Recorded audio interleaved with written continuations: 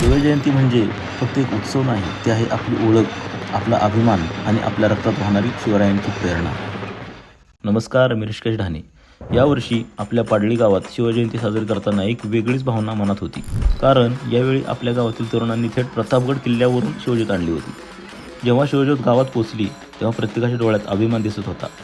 गावाच्या बाहेरून सुरू झालेली मिरवणूक, एका बाजूला शिवज्योत, दुसऱ्या बाजूला छत्रपती शिवाजी महाराजांची मूर्ती, लहान लहान शाळकरी मुलं, गावकरी, तरुण सगळेच पारंपरिक वेशात. ढोल ताशाच्या आवाजात जय भवानी जय शिवाजीच्या घोषात चालले होते.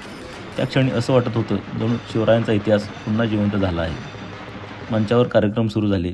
कोणीतरी जोशात पोवाडा गात होता, कोणीतरी शिवरायांवर भाषण देत होता.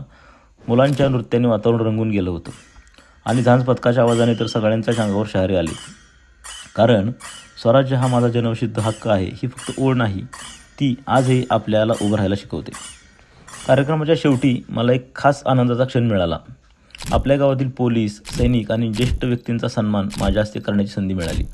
त्यांचा सन्मान करताना मनात एकच भावना होती, आपण छत्रपती शिवाजी महाराजांनी शिकवलेला मान, सन्मानाचा संस्कार जपत आहोत.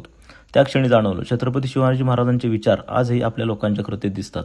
विद्यार्थ्यांचा सन्मान करताना वाटलं, हीच ती पुढची पिढी जी शिवरायांची शिकवण पुढे नेणार आहे.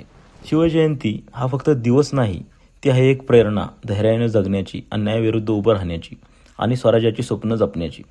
जगात मानाने जगायचे असेल तर आपल्या कृतीत छत्रपती शिवाजी महाराजांचे विचार आणावे लागतील. जय भवानी जय शिवाजी. तुम्ही तुमच्या गावात शिवजयंती कशी साजरी करता ते कमेंट बॉक्समध्ये नक्की सांगा. धन्यवाद.